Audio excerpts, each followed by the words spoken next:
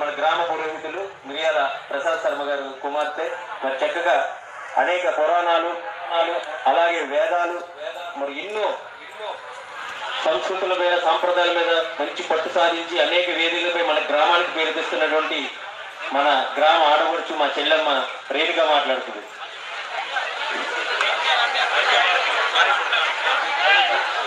వేదికను అలంకరించిన మన పాఠశాల ప్రధాన ఉపాధ్యాయుల వారికి, ఉపాధ్యాయులకు, పెద్దలకు, ప్రధానంగా ఈ రోజు పదవి విరమణ చేయబోతున్నటువంటి సులోచన టీచర్ గారికి నా నమస్కారాలు తెలియజేస్తున్నాను. ఈ రోజు మన ఆంగ్ల విదూషిమణి అనేటువంటి సులోచన టీచర్ గారి యొక్క రిటైర్మెంట్ కార్యక్రమం. ఈ కార్యక్రమంలో మాట్లాడే అవకాశం నాకు రావడం అదృష్టంగా భావిస్తున్నాను. మొదటిగా టీచర్ గారి యొక్క పేరుతోనే ప్రారంభించి టీచర్ గారికి నాకు ఉన్నటువంటి అనుబంధాన్ని తెలియజేస్తాను. సులోచన అనేటువంటి పేరుకి అర్థం చక్కని కన్నులు కలిగినది అనేటువంటి అర్థం కూడా వస్తుంది.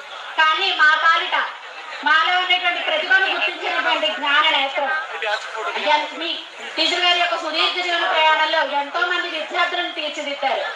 విదేశీ భాషను స్వదేశీ స్వరంగా మార్చారు.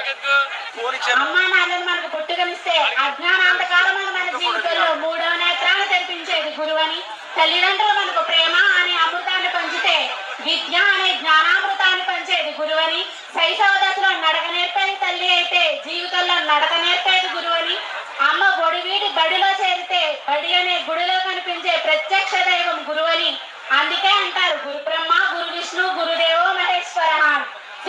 సింహాసనంపై కూర్చుని గర్జించే రాజైన, మంది మార్పలంతో మందహాసం చేసే మంత్రైన, కుబేరుడైన కుచేలుడైన వినప్రసిద్ధి సాధువందనం చేసే విశిష్ట దైవం గురువు. అందుకే అంటారు ఎగిరే గాలిపటం విద్యార్థి అయితే ఆ దారానికి ఆధారమైనటువంటి దారం గురువు అని. అటువంటి ఉపాధ్యాయులు నా జీవితంలో సులోచన టీచర్ గారు. అదే విధంగా టీచర్ గారు మనకి డిబేట్ కార్యక్రమాలు కూడా నిర్వహించేవారు. ఈ డిబేట్ కార్యక్రమాల్లో గెలుపొంది టీచర్ గారి చేతుల మీదుగా బహుమతి అందుకోవడం ఆ రోజుల్లో నాకు గొప్ప అనుభూతి. అయితే డిబేట్ అంటే ఓరిని గెలవడం మాత్రమే కాదు, ఎదుటివారి అభిప్రాయాన్ని గౌరవించడం కూడా. ఒకే అంశాన్ని రెండు విధాలుగా చూసేలా చేశారు. ప్రశ్నించే తత్వాన్ని, సమర్థించే ధైర్యాన్ని మాకు ఇచ్చారు. మీరు భయపడే వాళ్ళు కూడా స్టేజ్ మీద సింహాల గర్జించేలా తీర్చిదిద్దారు. మీరు నేర్పినటువంటి మాటల విన్యాసమే ఈ రోజు మేము సభా వేదికపై మాట్లాడే ధైర్యాన్ని ఇచ్చారు. అటువంటి విజ్ఞానాన్ని, విద్యను మాకు అందించినటువంటి మీకు ఎలవేళ రుణపడి ఉంటామని తెలియజేస్తూ, పదవి విరమణ అనంతరం కూడా ఆయురారోగ్యాలతో సంతోషంగా ఉండాలని శిరస్సు భగవంతుని ప్రార్థిస్తూ మరొకసారి పదవి విరమణ శుభాకాంక్షలు తెలియజేస్తూ ముగిస్తున్నాను. ఈ అవకాశం ఇచ్చినందుకు ధన్యవాదాలు. చాలా చక్కగా మాట్లాడింది రమ్య భార్గవి.